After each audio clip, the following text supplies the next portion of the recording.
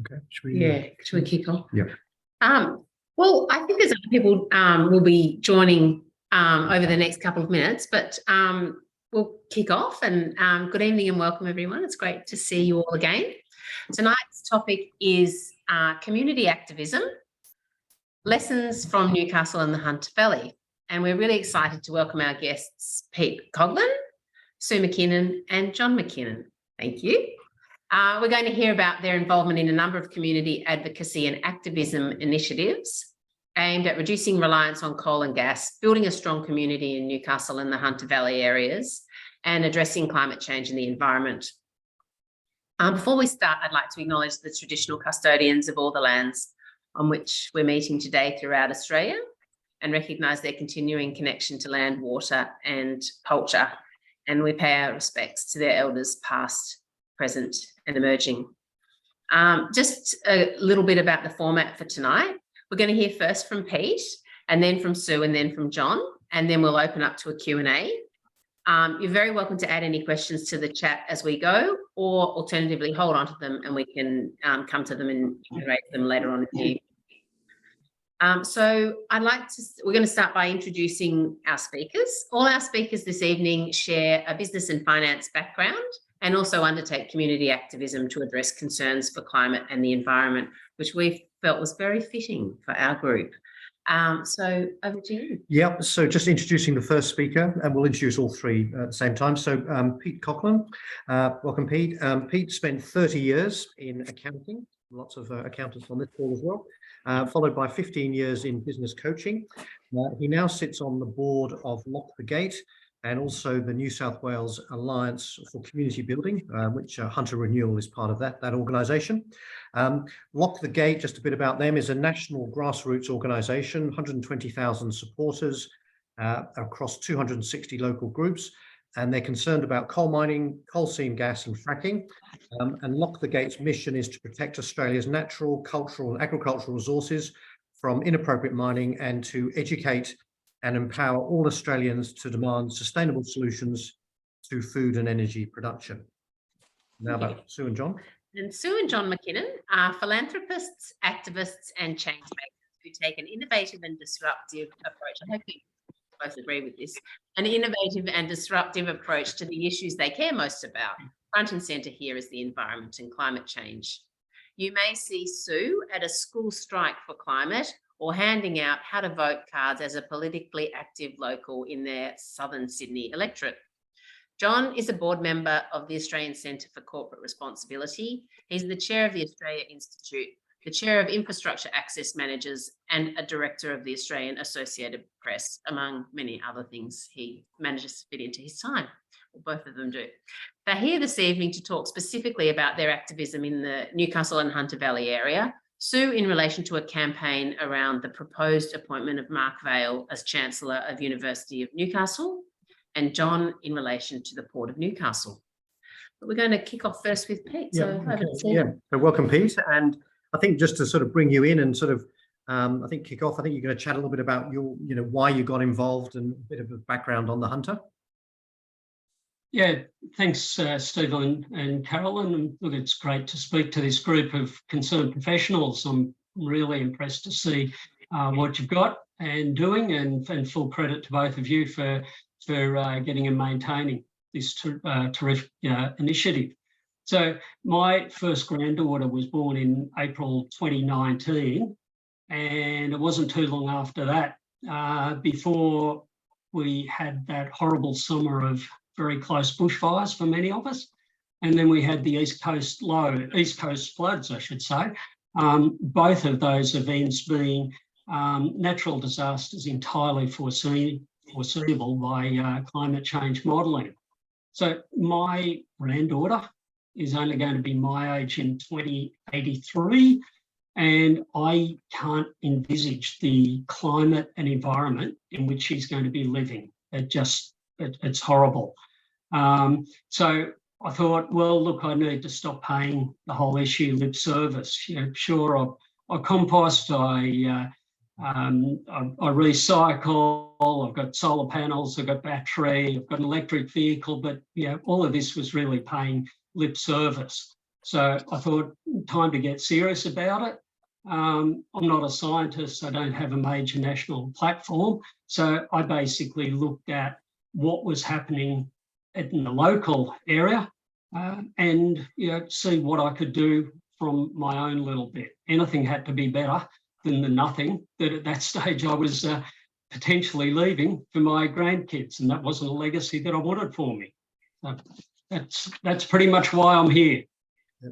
Doing it for them and to some extent, not wanting to know what to say when they might get in their 20s and say, well, what were you doing sort of in the war? Well, good on you. And in terms of then a bit of a background of the hunter, do you want to just give us a snapshot there?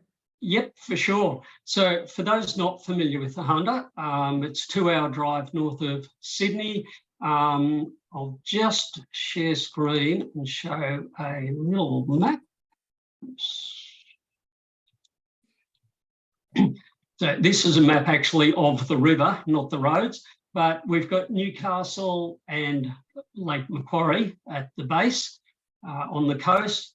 That's where the majority of the valley is the population. We've got a total population of about 750,000, the most of it Newcastle, Lake Macquarie, and up into Maitland. So we've then got further up the valley in the bit that's marked red, in between basically Singleton and Muswellbrook, that's where the coal mines are. So a bit of historical background. Newcastle was founded because there was coal and accessible in the early years from the shoreline bluffs. And minor bit of history, Australia's first ever export was a small shipment of Newcastle coal to India in 1799. So, it's been part of the Hunter economy. What we now have is, if I can find it, we now have, moving to that map, you can see Singleton and Muswellbrook here.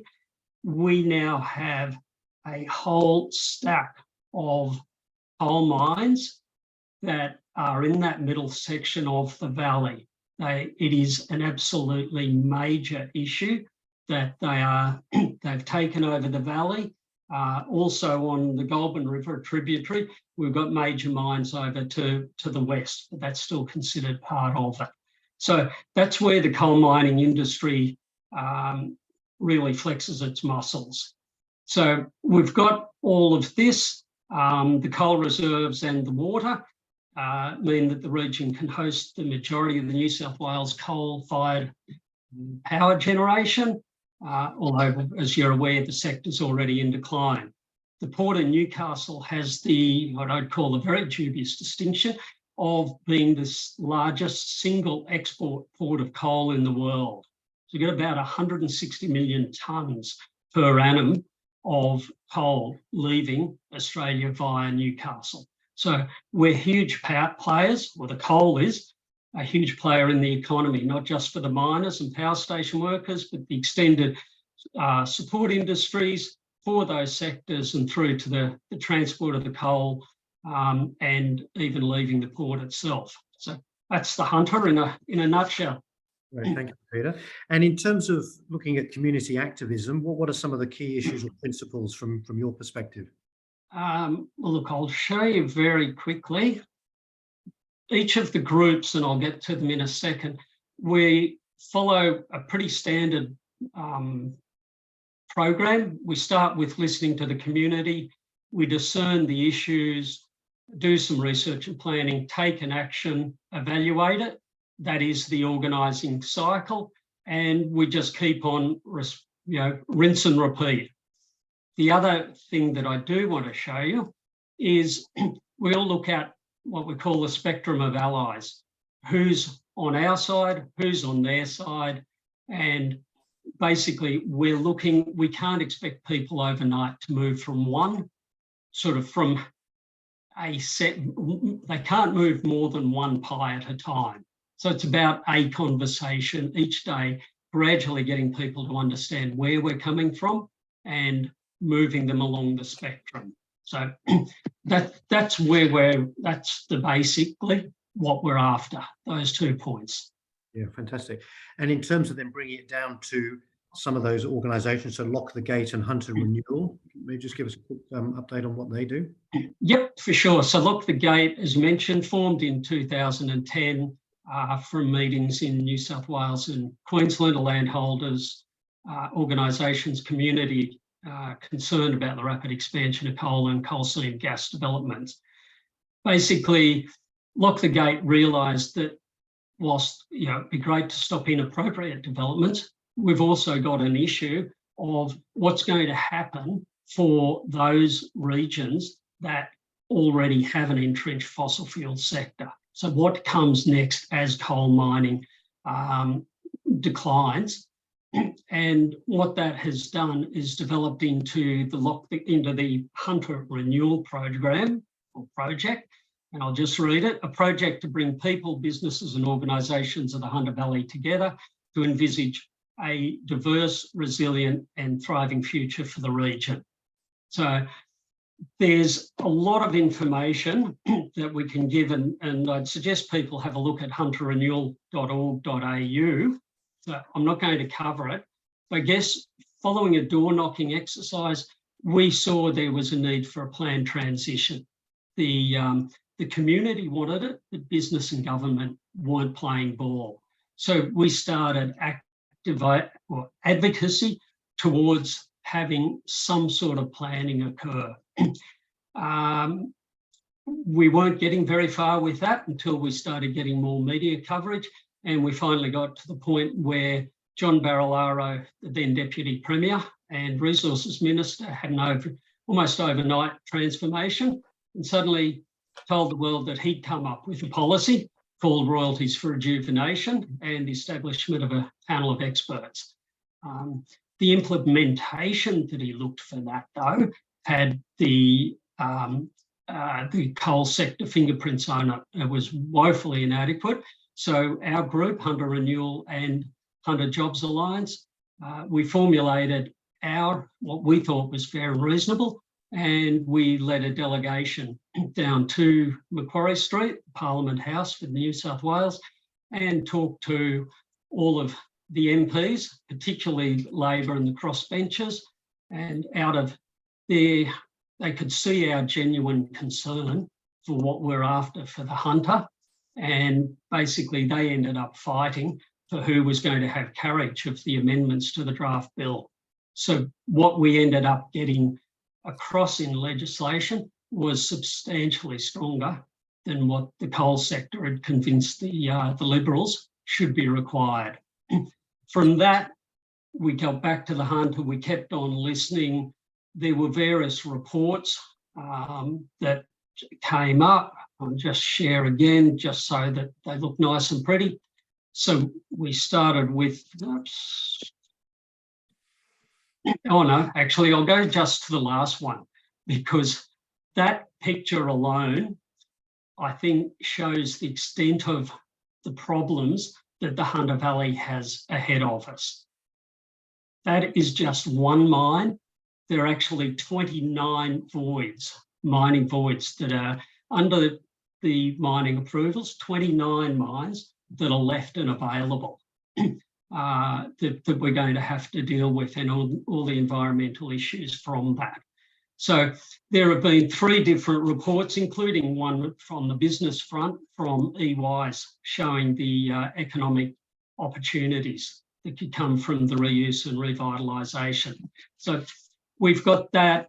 Our activism has also got, you would have heard recently, played a part in getting both the state and federal governments on board with authorities to have a longer term planning model. So yeah, that's the Hunter Renewal, hearing and engaging with the community and developing proposals to put in front of politicians. Yeah. And then the Hunter Community Alliance is another organisation altogether, isn't it? Correct. That's a completely separate grassroots alliance of Hunter-based churches, unions, environments, social disadvantaged groups. So what we did in there was a similar door-knocking or listening campaign, broader in its approach. The end result of that was we asked people what was keeping them awake at night. And what we ended up with were two main areas: climate and transition concerns and housing and homelessness. Short story is, under the discernment and action, we put together a series of policy asks that initially we put to the mayoral candidates in the local government election. Now, all our candidates in Newcastle Lake Macquarie said yes to our policy asks, which was wonderful. However, then when we go to hold them to account, because part of the model is accountability, and this was a little scorecard we presented to the Newcastle City Council Mayor, and to say that she was unimpressed, being told that basically, Mayor, at this stage, you'd had a year and you have done absolutely nothing. So to say that she got a little bit aggro is a gross understatement, but that's what we're after. We are looking for a power with relationship with the politicians, not a power over, which is what the mayors certainly and often the state politicians have been about. So we're going to keep holding them accountable. Yep. We also had, just quickly, we had candidate meetings for all of the 8 state elections.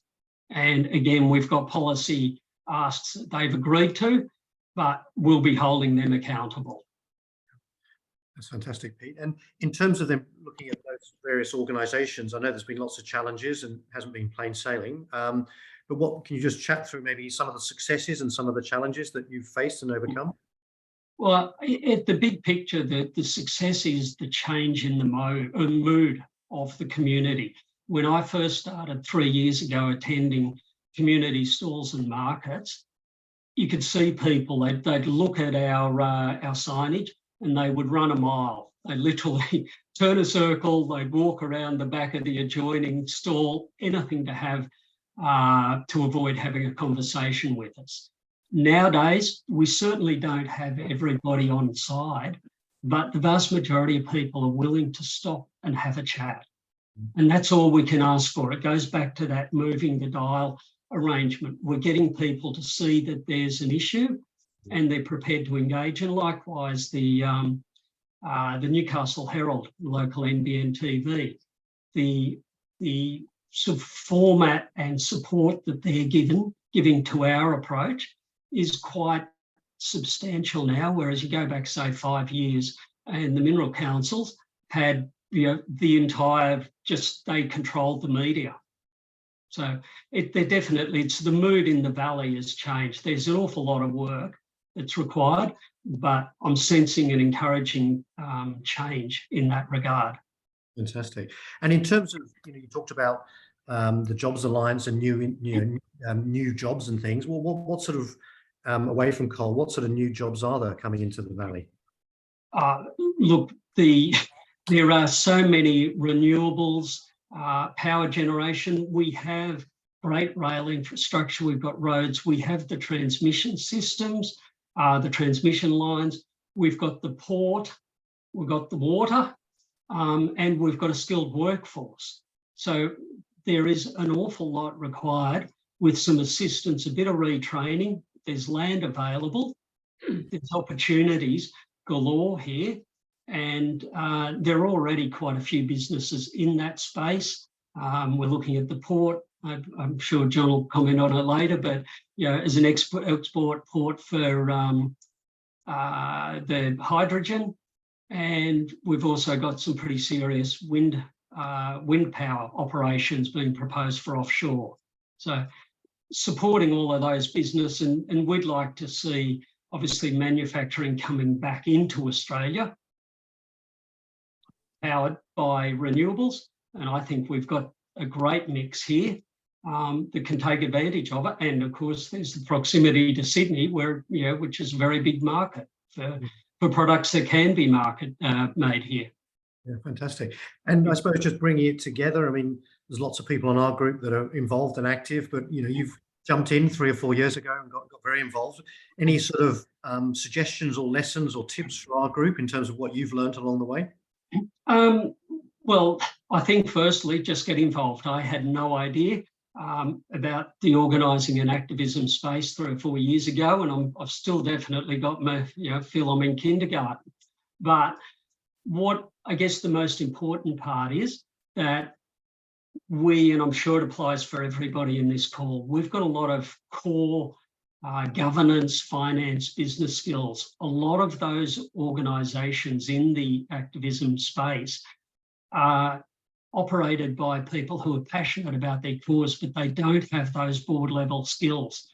So I'd seriously recommend that anyone on this call, just have a look around, see an organisation that sort of meets with your values and interests, and put your hand up, because they need it. They'd love to have support. Yep. And it'd just be very quickly remiss of me not to say that, of course, most of these organisations are running pretty light on funds. So, the more money we've got, the more resources we can tap into fighting the good fight. So it's a combination of your time and skills and dollars would be a great assistance to the whole sector. Fantastic. Well, thank you so much, Pete, for sharing that. Well done to you. And thank you. There's a great oversight of what's been happening there in the Hunter Valley and Newcastle. So it leads very nicely into what you're going to say. Yeah, our next speaker, Sue. But I'm sure people will also have questions for you, Pete, towards the end.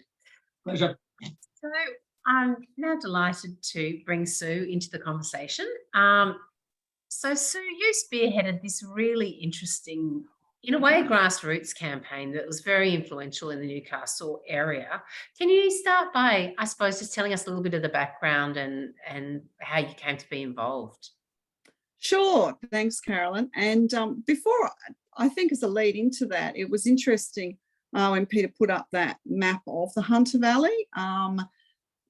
Nearly all my ancestors came to Australia in the early part of the 19th century as part of a big wave of peasants being cleared from various parts of the UK to be settled and form basically a yeomanry of tenant farmers in the Hunter Valley. And so it's been a long time since any of my, I've still got relatives there, seriously. It's a formational place, as he said, for so many reasons, and it's the place where a lot of people that I come from first started there as tenant farmers of some big landholders. So it's always very interesting to look at that map and see the place names I'm familiar with.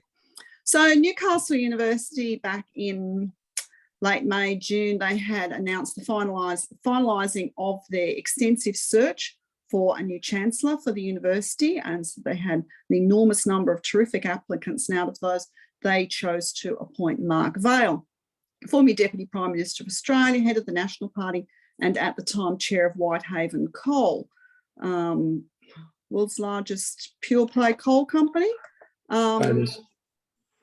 What was that? Australia's, all right, whatever. So you have to mute yourself, John, otherwise I'm not the main speaker anymore. So this didn't go down well with the staff at the university or the students. They came out in protest in all sorts of different ways and made as much noise as they could to say how unhappy they were. But the board of the university persisted with the appointment and didn't do anything about it. Their staff representative on the board then took the step of resigning from the board, and that made more news in the Newcastle Herald, but it was still a regional story.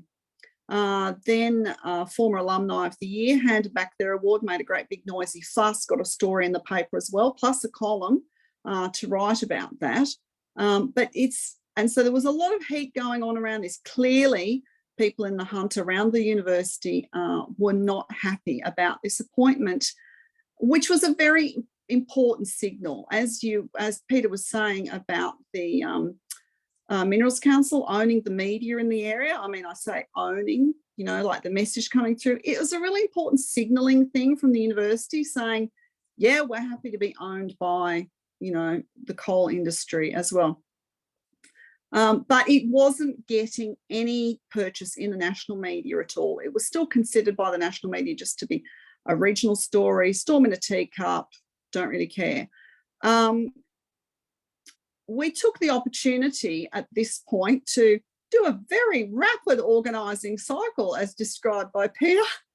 Listening, well, we could hear the noise coming from the staff, students, alumni, little bit of discernment, did a quick chase around and found a group of philanthropists, and we published a full page letter in the Newcastle Herald, which I'm just going to pull up got my Nana glasses on because I couldn't find my other ones. Published a letter talking about, climate and fossil fuels and that kind of thing, climate change. And that the motto of the university was, I look ahead. But we were saying, its actions speak louder than words, and the decision of the University Council to appoint the chair of Whitehaven Coal as the Chancellor speaks volumes. But we went on to say it's actually up to the University of Newcastle to decide who should lead them, and it's also up to philanthropists to decide who they should support. Signed it at the bottom of the page there. Well, that got the national media. The stories just went off all over the place. It just kept pinging all the time. It was huge. We're doing radio. It was all over the place. The university, that was on a Friday. The university board still held firm over the weekend and really clamped down on the staff, talking about the staff intranet was just going off. They were leaking like crazy anyway. So we were finding out what was going on. Interesting. I had a call from a philanthropist who I hadn't spoken to before the letter saying, I wish I'd known about that. What can I do? At the same time, some of these student strikers in Newcastle and also the students who were part of the court case that was current at the time against it was Sharma versus Minister for the Environment, started to get together and write their own letters saying, we are the students who are going to be choosing universities. Why should we choose you? Because we have to live with the future. I'm just going to pull that. I'm sorry, I haven't got them to share, organised. If Newcastle University wants to earn the respect of potential students like us, then it needs to live up to its motto and start to look ahead. We do. We have no choice. And these are these incredibly brave students. So they were starting to put together. So I said to these particular philanthropists, well, they haven't got any money to pay for the ad. And these people very generously paid for the ad straight away, which was then organised to go into the paper on the Tuesday. On the Monday, the university was still holding firm. Mark Vale was doing plenty of media and he was holding firm as well. When the paper was interviewing the students and then rang the university to let them know about it, things must have happened then. And at 4:30 that afternoon, Mark Vale announced that he wouldn't be taking up the position. So, yeah. What a fantastic outcome, Sue. Yeah, and look, to be perfectly honest, I wasn't actually really expecting that. I figured they'd hold firm, but that we would try. I think our main goal was, let's make this the last time this happens in Australia and show that, we can make a great, that if you do this again, this just isn't acceptable. So yeah, it was a fantastic outcome. And without giving too much away, the Newcastle Herald, if things had been what they had been previous few years, I don't think it would have worked out as well either. They ran stories, they got really into it. I could see from talking to them that it was something that was huge in Newcastle. And I'm just really unhappy about not getting that further exposure. So I think it's an example of, at the end of the day, what we did was really useful, but it was a tipping point. It was a result. It's not something that could have been done by people wading into an area and saying, oh, this is what you should do. It was responding to what people were doing on the ground, responding to all the effort that everybody was putting in there, trying to get their voices heard, trying to get the university to pay attention to them on this terrible decision. So it was, great that we could do that and just be that little bit extra that tipped it up into the national space and got the attention. It's really interesting to think about this sort of theme that's coming out through what you've just been talking about, and also what Pete was talking about, you know, this value of listening and the community grassroots conversations. They're so important. Yeah, yes, that's right. And I think it's, it's about, Peter talked about Hunter Community Alliance building power with rather than power over. You know, I think that's a great idea. When in this instance, when you've got a rapid, I think it was the opportunity at that point of appointment that everybody was realizing, well, this is the crucial thing, like it's been done, but if we make a big enough fuss, perhaps it will be undone. I don't think it's something you can undo a year later or 2 years later, but that even with everybody working hard, they didn't have the power together in raising their voices over the university board. But it turned out that if you could just get it into a bigger field, onto a national level, voices are being raised, added to that, and provided the impetus for the board to reconsider their decision and go, maybe this isn't the best fit after all with what perhaps we thought it was the best fit with, what we thought the people of the Hunter wanted or were, but it turns out they're not there anymore. They've moved on. They want something different. They want a different future. And yeah, we have to respond to that. And I think, Sue, also from what you were saying, you know, a lot of the students were, you know, before you got involved, the students were already active, and the, you know, other people at the union. So really there was this whole sort of movement going on, and then you've come in and with the philanthropist and sort of, you know, just sort of helped at the sort of final stage there, really. Yeah, that's right. The students had been protesting, and as I said, the staff were definitely making their feelings known, and it was clear from what was going on over that weekend in particular that the board were just not going to pay any attention and not listen to those voices. I think they probably pay a bit more attention now, which is great, because you're right, Carolyn, what a terrific win. It also helps build power for next time. It helps just shift the balance a little bit. So, you know, you'd expect that in the future, when they're making some other decisions, they might, you know, more likely go, perhaps we better see what our stakeholders really think about this. And I hope other universities will take that into account as well. Thank you. Well, it's an absolutely amazing story.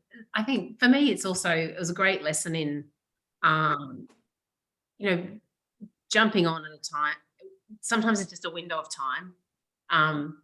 And if you jump on in that window of time, you know, you have to take a big, deep breath and jump. But yeah, it can have an amazing outcome. I think it particularly speaks to the power of developed relationships as well, that if you have to do, I mean, it's very important to negotiate organisational relationships and collaborations and work on them over a long time, but personal relationships that you develop through that mean that when an opportunity comes up and you can spot it, you can just get on the phone. The whole turnaround time for, I think, the idea and the ad in the paper and the national media becoming national was 36 hours, involved no staff. I did most of it from my daughter's kitchen in Brisbane while carrying around her newborn baby. You know, it was, and I could do that because of maintaining relationships with people and knowing who's on the page, who's on the same page, who you can talk to, bounce ideas off, pull together text for the ad, find someone to design it, you know, get it into the paper and, you know, and stuff like that, and then be able to do the media, be ready to go with that, your talking points. Yeah, it was great. It was a really great time. Thank you, Steve. Making it up on the run. Thank you. That's really great. Very inspiring. I'm now going to shift and ask John to join the conversation. And John, we'd love to hear a little bit about your work in relation to the Port of Newcastle. So over to you. Thank you, Carolyn, and thank you both of you for inviting me to share this story. It's Another pretty interesting story. So a bit of background. Peter's already said that the Newcastle port is the world's largest coal port. Now, if we go back to 1999, when BHP closed their steelworks in Newcastle, the idea floated at the time, I think supported by the government at the time, was that that land where the steelworks had been would become a container terminal. And that would be the transition for Newcastle from steel making to a whole lot of new manufacturing. It never happened. Fast forward to 2014, and the Baird government privatised New South Wales ports. So they privatised Newcastle Port. It was bought half by a Chinese company called China Merchants, the other half by a large infrastructure fund, imaginably called the Infrastructure Fund, which is owned by a bunch of big super funds. What was not known at the time, but became leaked to the press many years later, was that as part of that privatisation deal, the Newcastle port was locked out of opening a container terminal. They would have to pay a fine of $100 per container to Port Botany via the government, which is a very important bit here. Basically a $100 fine for every container they shifted. So basically it was an anti-competitive deal. It was illegal. It was against the federal competition law. But as a later court case showed, state immunity got around that, hence the launderings with the state government. But that was all secret at the time. So basically no container port ever got built. No one outside of a very few select individuals knew this secret deal existed. And the world's biggest coal port just went on exporting coal and thinking that was going to last forever. Now, a few years ago, a colleague of mine was doing some consulting for the port on a totally different issue.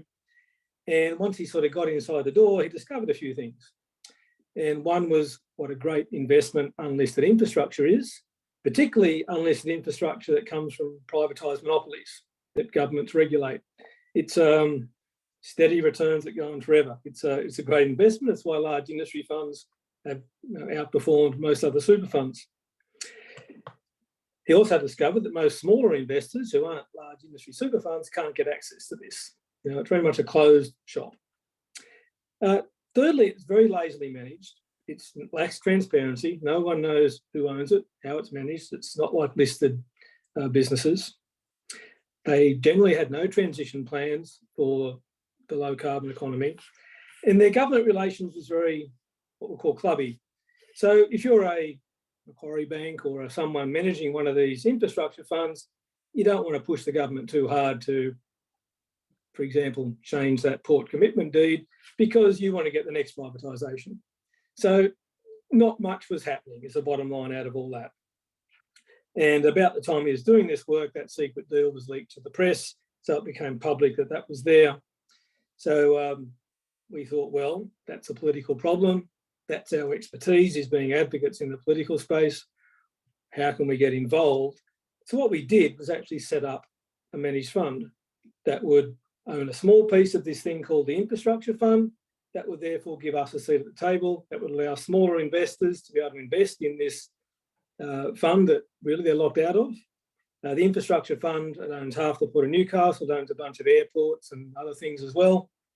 So it's, it's a large diversified infrastructure fund. So we, on the one hand, we gave smaller investors access to that. On the other hand, we had this platform for advocacy.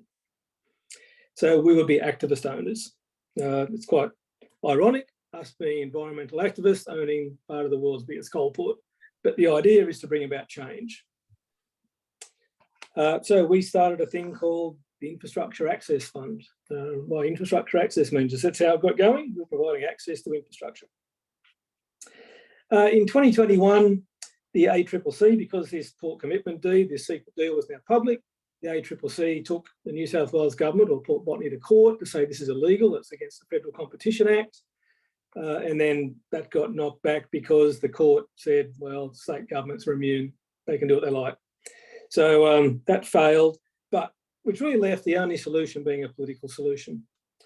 And what happened late last year in November, the independent member, and here's a plug for independent members of parliament, Greg Piper, the independent member for Lake Macquarie, proposed a bill that would remove that impediment to opening a container port in Newcastle. Basically, the governments had done nothing for years, right? So even once it became public, they still didn't act. So Greg Piper proposed a bill. Perrottet was in minority government. He realised he was going to lose a vote, so he supported it. But then, very interestingly, once it reached the upper house, there were problems. You might have thought Labor would want to support this, but a whole bunch of other industry funds, which are very close to Labor, own Port Botany. So it was not a simple matter of them thinking this was a good idea. So I was in a function in Canberra when some of my colleagues were on the phone to people on texting, members of the New South Wales upper house while they were on the floor of the parliament, getting ready to vote, making sure the votes were there. And it passed by, I think, 1 or 2 votes in the upper house that night. So we got the change. The port commitment deeds were basically invalidated. There'll be a small amount of compensation Newcastle will pay to really make up for the fact they might have got it cheap in the first place because they weren't allowed to build a container port. But now that container port can go ahead. So why is that so important? Well, one, it's a $2 billion plus investment into the Hunter economy, direct investment. But the impact it will have on the Hunter is enormous. At the moment, all the aluminium from the Tomago smelter, all the grain from the north of the Hunter Valley comes to Newcastle, gets put on containers and gets trucked or trained to Sydney. If you've driven up that freeway and you see lots of trucks, that's why they're there. We can move thousands of trucks off that freeway and out of Sydney roads because they won't need to do that anymore. Newcastle Port is a deep water port. It's much better than Botany. You can take much bigger container ships. Therefore, the productivity of the port movements can be radically improved. But it facilitates that exact economic transition that Peter was talking about. Once you have a port that can handle containers, you can import components, you can export manufactured goods, it just opens up a whole sphere of economic transition that, if you're stuck without it, is going to be much more difficult to have.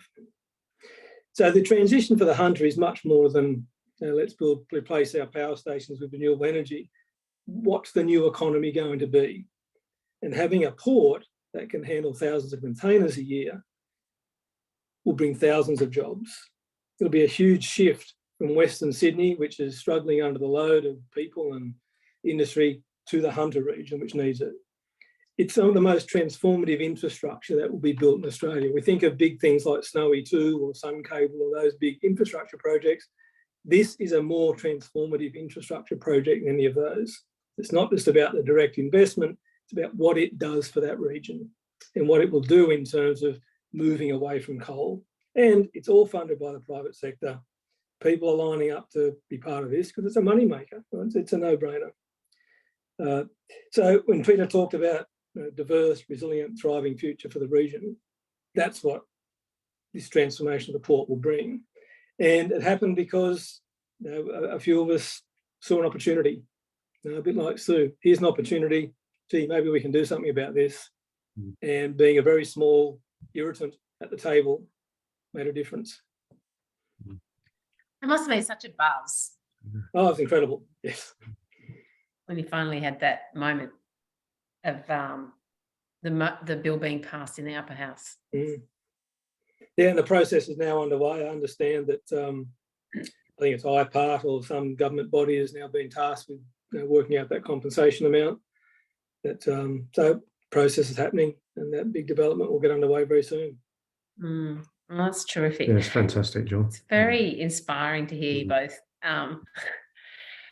tell us about your just jumping on and doing stuff that's so impactful. Thank you. I noticed there's a question that Matt's added to the chat. Obviously, you need all three, but what's more important? One, visible grassroots support, or old media, social media, or old media or social media? Any input where to focus? How does one inform the other? I think you need all three. I mean, I'm happy for the others to try, and you need all three and more. You need a whole bunch of things.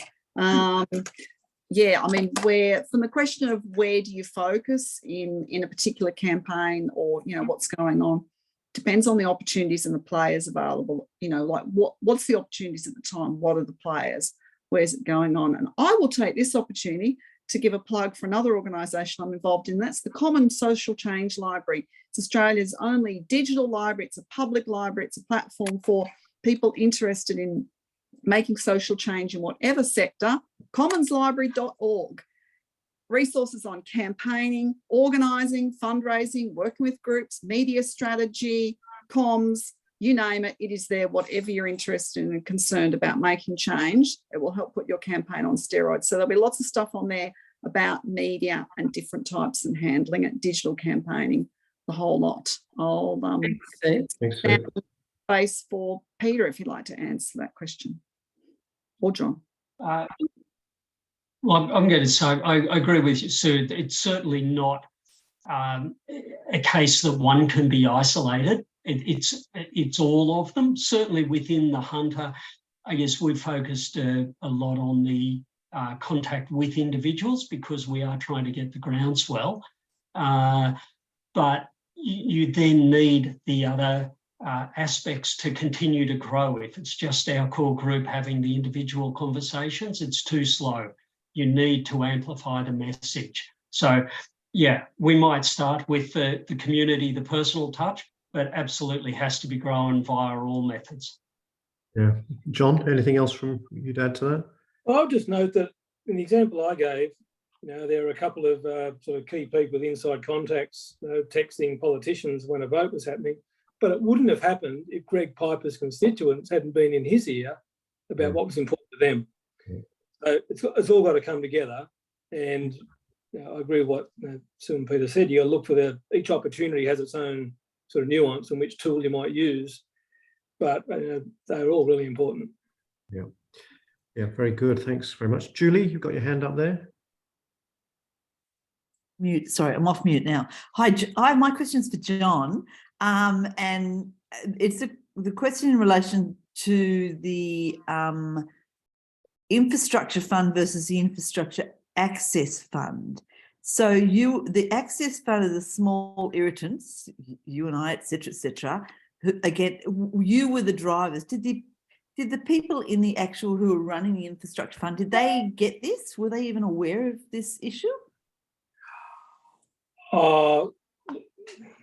That's interesting. I mean, as I said, they've been managed very lazily for a long time. You sit back, you collect your 10 to 15% return every year. You've got a regulated monopoly, and you just ticket clip. And that's what that industry was all about. It was about ticket clipping, not making any change, wait for the next privatisation and clip the ticket on that as well. So it used to be Hastings Funds Management with a manager of the infrastructure fund. The board was, was sinecures for people who were involved in industry super, right? There wasn't much happening. The issue was everyone knew about the container port proposal. No one was pushing it because they all had mates who owned bits of port botany and gee, why bother? We're getting our 15% return anyway, right? So that's what it was like. Now it's managed by Macquarie instead of Hastings. We've had numerous meetings with Macquarie. They now know where we're coming from. The port itself has a very supportive chair, Professor Roy Green, and we've met with him numerous times and are quite close to him and have regular access. So I think things have shifted a bit, but it was a very moribund industry in the past. Thank you. Yeah. Thanks, Julie. David Eckstein.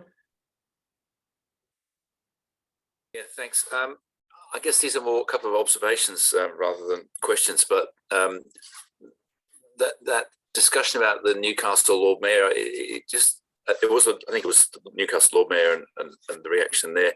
It just intrigues me because way back in the mid-90s, Newcastle City Council was actually a really leading council in the sustainability space, because I remember going to a conference there, and it was like mind-blowingly ahead. And it makes me wonder whether you feel these things go in waves so that it isn't a clear and continual trajectory of improvement in councils.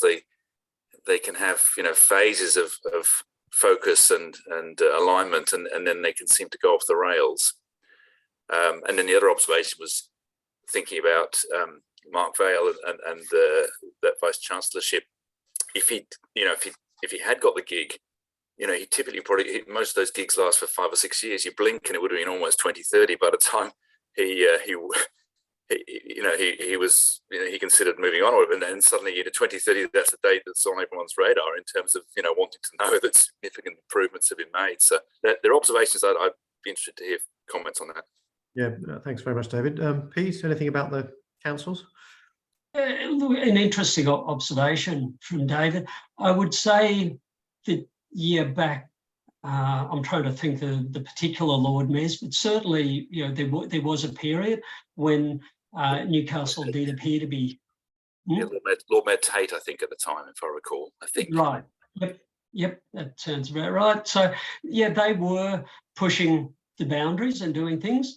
I would suggest, it continues, and we do have an issue that at Labor, sorry, it's Labor at local government, state and federal in the Hunter. That's not changing. The current, and look, I'm not picking on Newcastle because we're having the same battles with the Lake Macquarie Mayor. I've got a meeting with her in a couple of weeks, and her scorecard's not going to look any better than the one I flashed up for Newcastle. But what we're seeing at, say, the Hunter Community Alliance is we're seeing a lot of talk. They asked, I'll give you an example, they were asked for an emissions reduction across the LGA, and they absolutely jumped at saying yes to that. Both mayors are now pulling back and saying, oh, look, all I promised was that we would reduce the council emissions, not the emissions of the whole LGA. Now, we've got it on tape. That's what you said, Mayor. So what are you doing about it? But yeah, I wonder at times whether they're just sitting in their own little comfort patch. They really don't politically have any opposition, and they're not pushing themselves under a great deal of pressure. Thanks. I'll back Peter in on that one, and I would say on the whole, people say I'm cynical about politics. I say you're not cynical enough, and you know how I know? Because when things like that happen, people go, oh, I can't believe what they just did. Well, if you're more cynical, you would. We don't have a coal port in our local government area, but like a lot of other places in Sydney, there's developers. Now, obviously, you can think about developing a bit the same as coal. There's some interest going on there, and there's rules about developers being on council. So we don't have any, but it's amazing how many of the councillors, their spouse has an entirely independent business with a few 13-storey blocks of flats going up along the main road just down there. But of course, it's nothing to do with the councillor. And it's no surprise that it's really difficult to get through even things about affordable housing rental, and that they say yes, yes, yes, but nothing happens. And our Sutherland branch of Sydney Alliance is struggling to try and hold the council to promises that they've quite clearly made and have no intention of doing, because it's going to affect their profit-making models and those of their family and friends. And so the thought that there are obviously some people on councils, on state governments, on federal governments who do go on there with the thought of the common good and the betterment of society. But, if I was in the coal industry and I wanted it to go on forever, I'd be looking around at where the decision makers hung out and getting my friends and colleagues in there. There's a revolving door between the fossil fuel industry, seats in Parliament, and councils and their staffers. The Australia Institute session on Wednesday comes to mind. Sophie Scamp's going to be speaking. I think it's 11 for anyone that's interested, 11 a.m. on Wednesday, about her private members bill, which is trying to address that, exactly that, in jobs for mates. Yeah. I just wanted to thank you for that. Therese, I was going to ask if you'd like to join the conversation at all. I know that you've got a long association with Newcastle and the Hunter and that sort of part of New South Wales. Have you got any anything that you would like to add or comment about what we've heard tonight? Well, I must say it is some time since I have lived in Newcastle, though I still have family there. I thought the Pete's comments about how you've got to have, or actually, was it Sue? You've got to have the groundswell first. actually it was Sue's comments in the context of the university. And I remember you have to have the action on the ground happening. And then if you can come in and help amplify it, it's incredibly powerful. I think that was an amazing story. And then also, I think John's comments on the port, I mean, that could be just so transformational. It's, you know, it just makes me angry to think how they tried to tie that up. And they very nearly got away with it. It's just ridiculous. But, you know, if that container terminal can come into being, that would just have the most amazing impact. I do recall, I mean, it's a long time since BHP closed down, but, you know, Newcastle has reinvented itself since losing the BHP. So he's hoping that a similar transformation can occur when there's less emphasis on coal and new industries. So, and actually just another observation, one of the, I have a board position that's also trying to foster renewables in the Narrabri area. And one thing that we have found very difficult is actually sometimes training people up with the right skills, literally to find local electricians who can do particular things. I suspect maybe that might be less of an issue in the Hunter area. I think there's a lot of very skilled people already. So I think with the right, I guess the right conditions, you know, there could be a very successful transition. So he's hoping it can all come together. Yeah, absolutely. Thank you. I actually had a question. I'm not sure which speaker would like to take it, but I just was thinking about the Net Zero Authority that has just been announced, and I wondered if you had if you thought that was of relevance at all. I'm happy to kick off on that front. And look, it is certainly a start on dealing with the transitions that are ahead. But we need to look at the bigger picture. It's not just about the jobs and the people. Working on the point that Therese just made, the Hunter, in fact, our TAFE system has been decimated. We need to reinvest in TAFE. The workers might be skilled, but they're skilled in basically the mining, the support, the power industries.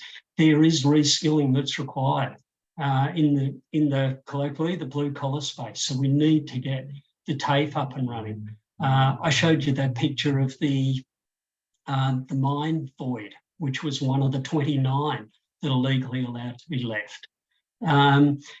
The space, the amount of resources that are required to deal with those, because those voids are going to have ongoing environmental legacy, thousands of years of water and pollutants leaching through it. There's a massive amount of work required and employment, and using the buffer lands to engage in all the industries that then rightly can go out through the port that John is obviously working to so well to change from that corrupt hidden system that was there. So it's not just about the announcements. I thought were a bit too limited in the remit of the authority. I think we need a much greater holistic approach, the social dislocation, the training, the First Nations, land use and rehabilitation. It's a much bigger issue than appears to be currently addressed. Thank you. That's really interesting perspective. Sue or John, have you got it? Well, just another comment on that. Now would be the time of high commodity prices and very high profits for fossil fuel companies. What better time to make them pay for rehabilitation and transition? We've had a very tiny increase in the gas tax in the budget, one that may not even come to fruition. But why not have get some decent revenue off those super profits and use it to fund exactly what Peter's talking about? If I could just jump in on John's point there, and I think it might be of interest to people, the mining companies will all say, look, we've paid our rehabilitation bonds. It's all covered. Well, in fact, it's about 10, well, Sue, I'm not sure. I'd say at best, the rehabilitation bonds are about 10% of the potential cost. It's minuscule. So absolutely, John, I'd support it entirely. We need to get some serious dollars while the prices are serious dollars out of those mining companies while they've got the capacity, because in a few years, no point chasing them when the dollars aren't there. So what's our pathway to doing that? I mean, it's all the pressure you see at the moment. I mean, and with my Australia Institute hat on, they've been plugging this for years, but lately it has ramped up because I think they see there's an opportunity. So, and you'll see a lot of stuff in the mainstream media pushing this. Most economists in the country are pushing this, right? So it's getting that message out, it's supporting it. It's individuals like us telling our MPs that's what's important. It's doing what is getting rid of Mark Vaile out of that spotlight. That reduces the power of the other lobby. So it's all those things have to play together to reduce one set of power, increase another set of power. So it's the grassroots, it's the media, it's everything. We've all got to play a part in pushing that narrative, shifting the Overton window, making it possible for the government to make bigger changes. And then I think there's a role for the government too. Like they can make decisions, and they can, when they really want to do something, they can do something. So the Queensland government late last year, or whatever budget they had, decided to raise the royalties a little bit on some fossil fuel companies. When I was there visiting our daughter, there were ads playing on the car radio from the Queensland government along the lines of, well, hey, everybody, all these fossil fuel companies make a lot of money and we've decided to make them pay more of their fair share. So there, the government had actually gotten themselves together to make these ads to do something about the advertising that was going to be run, and the campaign from them going, oh, it's so unfair, So governments can be proactive and do their own bit as well to shift the hearts and minds of the public. Thanks, Sue. Julie, I think you had your hand up. Oh, I did. It was a reflection on something with Peter. Peter had said about the transition and all the new jobs. I come from Newcastle, and I had 28 first cousins, of whom, and I went to Newcastle University, of whom 25 went into one aspect or another of the coal and steel industries in Newcastle. And I'm in my 60s now, so it was in its heyday. And when I last saw one of those cousins, he said to me, oh, look, my day's done. He said, but my son, I've really pushed him to go into environmental remediation because there's just such a lot of work to be done that me and our lot all caused. And it's just a bonanza for that sort of work. And I just thought, isn't that ironic? Yeah. Yeah, absolutely. Very interesting to hear that. Mm-hmm. Thank you so much. I think sounds like we've covered most people's questions. That was such an interesting discussion. Thank you to the three of you, Pete, Sue and John, for sharing, for being so gutsy, getting out there, and then also for sharing with us your stories. It's absolutely inspiring. So thank you for having us. Yeah. Thank you very much. It's fabulous. Yeah, absolutely fabulous. So over me? Just one quick little thing actually. So we've got a few CFOs on this call. So there's an organisation called Solar Citizens, and they're looking for a new board member, so a qualified finance person, so a CFO. So if anybody fancies doing a role there, they're a really good organisation. They're an independent, community-based organisation bringing together millions of solar owners and supporters to take the step and keep growing renewables in Australia. So if you're interested in something like that, let me know and I'll link you up with them. Thank you. Great.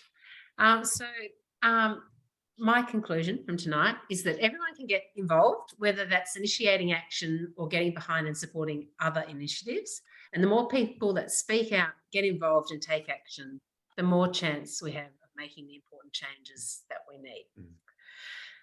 And these are just three amazing stories supporting that. Just to also let you know about next month, for our June meeting, we have Claire O'Rourke and Rebecca Huntley talking with us. Many of you will know them. They're both members of our group. Claire's the Australian Energy Transformation Project Director at the Sunrise Foundation. She's also the author of Together We Can, which is a terrific book if anyone's after something that help inform you about what climate change means for our future and what we can all do. And a disclaimer that Stephen and I are actually interviewed in that book. And Rebecca Huntley is a highly respected social researcher, Director of Research at 89 Degrees East. She's the author of How to Talk About Climate Change in a Way That Makes a Difference. And she's the lead on the Climate Compass, which is a research project that measures and tracks how Australians feel, think and act when it comes to climate change. And she's going to be presenting to us an update of those results. They've done the second round of research in 2022 for the Climate Compass, and she's going to share that with us. And then just a bit of forward look as well. In July, we're looking to do a session on fashion. So stay tuned for more details about that. Thank you again, everyone, for coming along. And we look forward to seeing you all again soon. Thanks so much, everyone.